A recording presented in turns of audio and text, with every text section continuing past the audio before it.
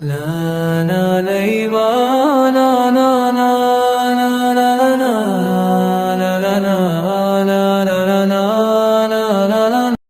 அலைக்கும் வரஹ்மத்துல்லாஹி வரகாத்துஹு. தொடர் 53. அது ஒரு கோடை காலம். கடுமையான வெயில் அந்த பாலைவன மண்ணை பொசுக்கி கொண்டிருந்தது. மணலும் அனல் போல கலன்று கொண்டிருந்தது.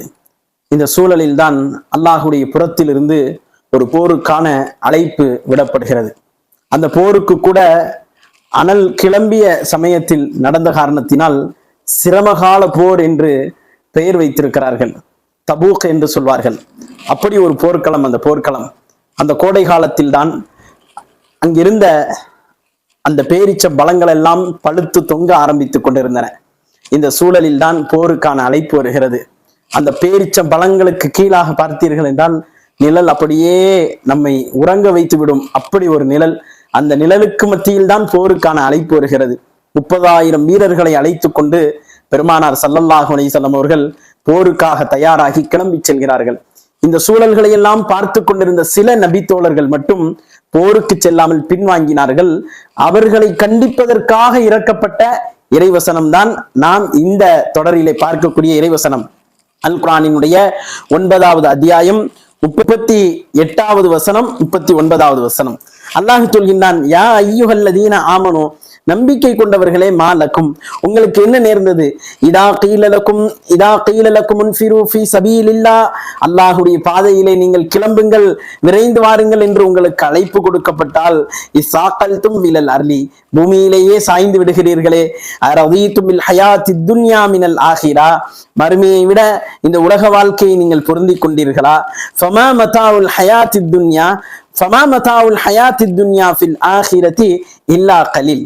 மறுமையை ஒப்பிடும் பொழுது இந்த உலக வாழ்க்கை எல்லாம் மிகவும் சொற்பமானதுதான். சில முஃபஸ்ஸிரீன்கள் சொல்றாங்க, அற்பமானதுதான் இந்த உலக வாழ்க்கை எல்லாம் என்று. அவ்வளவு அற்பமான சொற்பமான கலீலன் கம்மியான ஒரு வாழ்க்கைக்காக வேண்டி நீங்கள் போருக்கு செல்லாமல் இருந்து விட்டீர்களே என்று அல்லாஹ் கேட்கக்கூடிய ஒரு அற்புதமான வசனம். தொடர்ந்து அல்லாஹ் கேட்கின்றான், இல்லா தன்ஃபீரு யுஅذிபுகும் அஸாபன் அலீமா, நீங்கள் புறப்படவில்லை என்று சொன்னால் உங்களுக்கு நோவினை செய்யும் வேதனையை அல்லாஹ் கொடுப்பான். அப்படி நீங்க கிளம்பலன்னு சொன்னா அல்லாஹ் உங்களுக்கு வேதனையை கொடுப்பான். வயஸ்தபதில் கௌமன் கைரக்கும், கடுமையான எச்சரிக்கையை முன்வைத்தான் அல்லாஹ். வேறொரு கூட்டத்தை அவன் கொண்டு வந்து விடுவான்.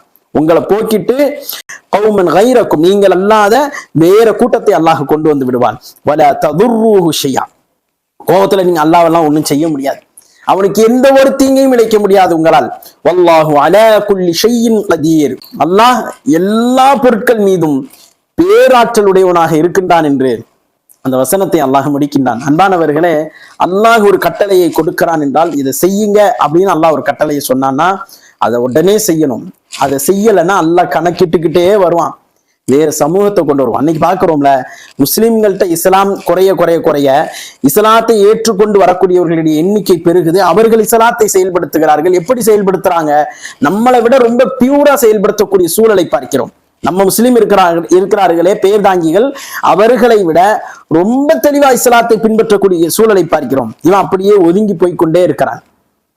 ஆகையால் நாம மிக கவனமாக இருக்க வேண்டும். அல்லாஹுடைய கட்டளை என்றால் அதற்கு கட்டுப்பட்டு நாம் நம்முடைய வாழ்வை நகர்த்த வேண்டும் என்பதுதான் இன்றைய இந்த உபதேசம். அல்லாஹுடைய தூதருடைய வாழ்நாளில் அவர்கள் கடைசியாக நடத்திய போர்க்களம் என்றால் அது தபூக்குடைய போர்க்களம் தான் என்பதை கூடுதல் செய்தியாக நீங்கள் நினைவில் வைத்துக் கொள்ள வேண்டும். தொடர்ந்து இணைந்திருங்கள்.